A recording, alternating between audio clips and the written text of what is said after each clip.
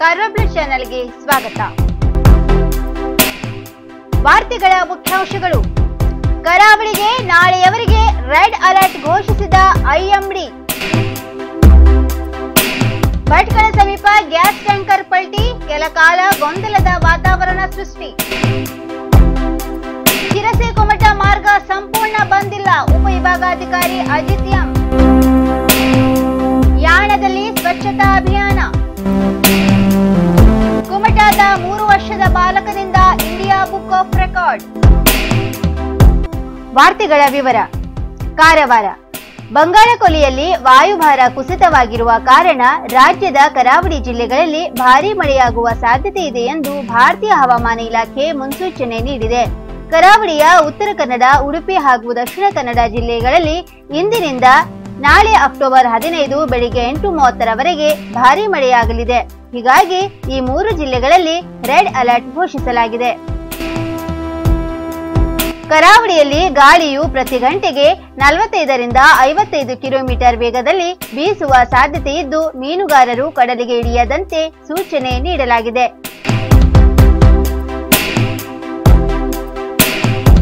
ಭಟ್ಕಳ ಸಮೀಪ gas tanker ಪಲ್ಟಿ, ಕೆಲಕಾಲ ಗೊಂದಲದ ವಾತಾವರಣ ಸೃಷ್ಟಿ. ಭಟ್ಕಳ.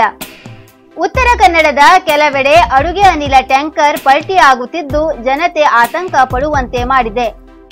ಇಂದು ಭಟ್ಕಳ ತಾಲೂಕಿನ ನಿಶಾತ್ ನರ್ಸಿಂಗ್ ಹೋಮ್ ಹತ್ತಿರ ಅಡುಗೆ ಅನಿಲ ತುಂಬುವ ಖಾಲಿ ಇದ್ದ ಹಿಂದೂಸ್ತಾನ್ ಪೆಟ್ರೋಲಿಯಂ ಕಂಪನಿಗೆ ಸೇರಿದ KA01C9476 ಟ್ಯಾಂಕರ್ ಚಾಲಕನ ನಿಯಂತ್ರಣ ತಪ್ಪಿ ರಾಷ್ಟ್ರೀಯ ಹೆದ್ದಾರಿ 66ರ ಪಕ್ಕದಲ್ಲಿ ಹೊಂಡಕ್ಕೆ ಪಲ್ಟಿಯಾಗಿ ಬಿದ್ದಿದ್ದ ಘಟನೆ ನಡೆದಿದೆ. ಟ್ಯಾಂಕರ್ ಚಾಲಕ ಜಾರ್ಖಂಡ್ ರಾಜ್ಯದ ಅಜಯ್ ಯಾದವ್ 25 ವರ್ಷ ಅಪಾಯದಿಂದ ಪಾರಾಗಿದ್ದಾರೆ. ಪಲ್ಟಿಯಾದ ಟ್ಯಾಂಕರ್ ಗೋವಾನಿಂದ ಮಂಗಳೂರಿಗೆ ತೆರಳುತ್ತಿತ್ತು ಎನ್ನಲಾಗಿದೆ. ಸ್ಥಳಕ್ಕೆ ನಗರ ಠಾಣೆ ಪೊಲೀಸರು ತೆರಳಿದ್ದಾರೆ. ಗ್ಯಾಸ್ ಟ್ಯಾಂಕರ್ ಪಲ್ಟಿಯಾಗಿದ್ದು ನೋಡಿ ಜನರು ಕೆಲಕಾಲ ಗೊಂದಲಕ್ಕೆ ಈಡಾಗಿದ್ದರು. ಗ್ಯಾಸ್ ತುಂಬಿದ ಟ್ಯಾಂಕರ್ ಇರಬಹುದು ಎಂದು ಜನರು ಭಯಗೊಂಡಿದ್ದರು. ನಂತರ ಪರಿಸ್ಥಿತಿ ಅರಿತು ಸಮಾಧಾನಗೊಂಡರು ಎನ್ನಲಾಗಿದೆ.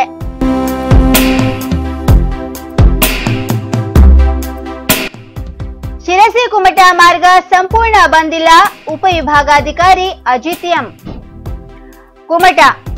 ಡಿಸಿ ಹರೀಶ್ ಕುಮಾರ್ ನಿರ್ದೇಶನದ ಮೇರೆಗೆ ಗುತ್ತಿಗೆದಾರರು, ರಾಷ್ಟ್ರೀಯ ಹೆದ್ದಾರಿ ಪ್ರಾಧಿಕಾರ, ಸಂಬಂಧಪಟ್ಟ ಇಲಾಖೆಗಳ ಅಧಿಕಾರಿಗಳು ಹಾಗೂ ಎಂಜಿನಿಯರ್ಗಳ ಸಭೆ ನಡೆಸಿದ ಬಳಿಕ ರಾಷ್ಟ್ರೀಯ ಹೆದ್ದಾರಿ ಪ್ರಾಧಿಕಾರದವರು ಶಿರಸಿ ಕುಮಟಾ ರಸ್ತೆಯನ್ನು ಸಂಪೂರ್ಣ ಬಂದ್ ಮಾಡದಿರುವಾಗಿ ಕಾಮಗಾರಿ ಪ್ರಕ್ರಿಯೆ ಸಮಯದಲ್ಲಿ ಲಘು ವಾಹನ ಸಂಚಾರಕ್ಕೆ ಅನುಕೂಲ ಮಾಡಿಕೊಡುವುದಾಗಿ ಕುಮಟಾ ಉಪವಿಭಾಗಾಧಿಕಾರಿ ಅಜಿತ್ ರೈ ಹೇಳಿದರು. ಈ ವಿಷಯದ ಕುರಿತು ಮಾಹಿತಿ ನೀಡಿದ ಅವರು, 1 ವಾರದಲ್ಲಿ ಕಾಮಗಾರಿ ಪ್ರಾರಂಭಿಸಲಾಗುವುದು. ಆ ಸಂದರ್ಭದಲ್ಲಿ ಲಘು ವಾಹನಗಳು ಸಂಚರಿಸಲು ಪಕ್ಕದಲ್ಲೇ ವ್ಯವಸ್ಥೆ ಮಾಡಿಕೊಡುವುದಾಗಿ ಗುತ್ತಿಗೆದಾರರು ಹಾಗೂ ಎನ್ಎಚ್ಎ ಅಧಿಕಾರಿಗಳು ತಿಳಿಸಿದ್ದಾರೆ. ಹೀಗಾಗಿ ಸದ್ಯ ರಸ್ತೆಯನ್ನು ಸಂಪೂರ್ಣ ಮುಚ್ಚುವುದಿಲ್ಲ.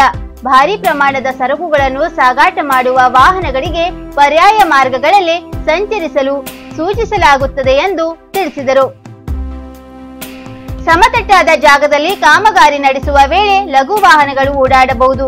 ಆದರೆ ಘಟ್ಟ ಪ್ರದೇಶ ಹಾಗೂ ಸೇತುವೆಗಳಿರುವ ಕಡೆಗಳಲ್ಲಿ ಕಾಮಗಾರಿ ಮಾಡುವ ವೇಳೆ ವಾಹನಗಳು ಸಂಚರಿಸಲು ಜಾಗದ ಕೊರತೆ ಉಂಟಾಗುವುದಿದ್ದರೆ ಮೊದಲೇ ಗುತ್ತಿಗೆದಾರರು ಹಾಗೂ ಎನ್ಎಚ್ಎನವರು ನಮಗೆ ಪತ್ರ ಬರೆಯಲಿದ್ದಾರೆ.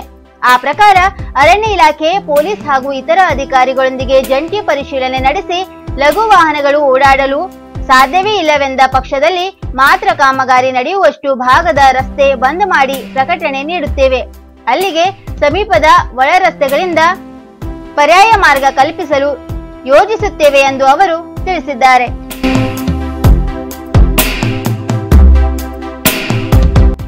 ಯಾಣದಲ್ಲಿ ಸ್ವಚ್ಛತಾ ಅಭಿಯಾನ. ಕುಮಟಾ.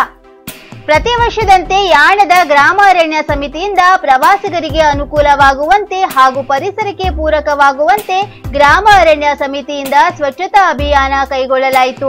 ಸದರಿ ಅಭಿಯಾನದಲ್ಲಿ ಶ್ರೀ ಡಿ.ಬಿ. ಹರಿಕಂತ್ರ, ಸುಗಮಗಾರರು, ಕುಮಟಾ ಉಪವಿಭಾಗ ಕುಮಟಾದವರು ಅಭಿಯಾನದ ಕುರಿತು ಸದಸ್ಯರಿಗೆ ಮಾಹಿತಿಯನ್ನು ನೀಡಿದರು. ಯಾಣದ ಅರಣ್ಯ ಮತ್ತು ಶಿಖರದ ಬಗ್ಗೆ ವಿವರಿಸಿದರು. ಪ್ರಕೃತಿಯ ಕೊಡುಗೆಯನ್ನು ನಾವೆಲ್ಲರೂ ಸುಸ್ಥಿರವಾಗಿ ಉಳಿಸಿಕೊಂಡು ಹೋಗುವುದು ಅನಿವಾರ್ಯವಾಗಿರುತ್ತದೆ. ಅರಣ್ಯ ಇಲಾಖೆಯಿಂದ ಕೃಷಿ ಅರಣ್ಯ ಪ್ರೋತ್ಸಾಹ ಯೋಜನೆ ಮತ್ತು ಹಸಿರು ಕರ್ನಾಟಕ ಯೋಜನೆ ಕುರಿತು ಮಾಹಿತಿ ನೀಡಿದರು. ಶ್ರೀ ದೀಪಯ್ಯ ನಾಯ್ಕ್ ಗ್ರಾಮ ಅರಣ್ಯ ಸಮಿತಿಯ ಅಧ್ಯಕ್ಷರು ಯಾಣದ ಸ್ವಚ್ಛತೆಯಲ್ಲಿ ಭಾಗವಹಿಸಿದ ಜನರಿಗೆ ಹಿತವಚನ ನೀಡಿದರು. ಶ್ರೀ ವಸಂತಗೌಡ ಉಪವಲಯ ಅರಣ್ಯಾಧಿಕಾರಿ ಸಂಡಳ್ಳಿ ಅವರು ಕಾರ್ಯಕ್ರಮವನ್ನು ಸಂಘಟಿಸಿ ಸದಸ್ಯರಿಗೆ ಹಾಗೂ ಸಾರ್ವಜನಿಕರಿಗೆ ವರ್ಷವಾರು ಸ್ವಚ್ಛತಾ ಅಭಿಯಾನದ ಕುರಿತು ತಿಳುವಳಿಕೆ ನೀಡಿದರು. ಅಭಿಯಾನದಲ್ಲಿ ಗ್ರಾಮ ಅರಣ್ಯ ಸಮಿತಿಯ ಮಾಜಿ ಅಧ್ಯಕ್ಷರಾದ ಹೇರಂಬ ಹೆಗಡೆ ಅವರು, ಊರ ನಾಗರಿಕರು, ಅರಣ್ಯ ರಕ್ಷಕರು, ಸಿಬ್ಬಂದಿ ವರ್ಗದವರು ಭಾಗವಹಿಸಿದ್ದರು.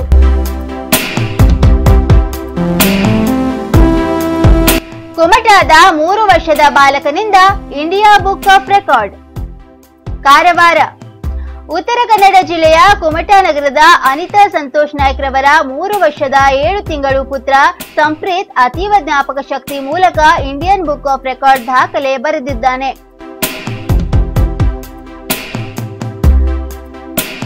3 ವರ್ಷ 7 ತಿಂಗಳುಗಳ ಈ ಪುಟ್ಟ ಬಾಲಕ ಇಂಡಿಯನ್ ಕ್ಯಾಪಿಟಲ್ಸ್ ನೇಮ್, ಜಗತ್ತಿನ ರಾಜಧಾನಿ ಹೆಸರು, national symbol, Kannada, English, Hindi ಭಾಷೆಯಲ್ಲಿ ಸಂಖ್ಯೆ ಅಂಕೆಗಳು, ಎಲಿಮಿನೇಟ್ ನೇಮ್, ದೇಹದ ಎಲ್ಲ ಭಾಗಗಳ ಹೆಸರು, ಕನ್ನಡ, ಇಂಗ್ಲಿಷ್, ಹಿಂದಿ ಅಕ್ಷರಗಳನ್ನು ಹೇಳುವುದು ಮತ್ತು ಗುರುತಿಸಿ ಬರೆಯುವುದು, ರಾಷ್ಟ್ರೀಯ ಅಂತಾರಾಷ್ಟ್ರೀಯ ನಾಯಕರ ಹೆಸರು, ರಾಷ್ಟ್ರ ಗೀತೆಗಳನ್ನು ಹೇಳುತ್ತಾನೆ.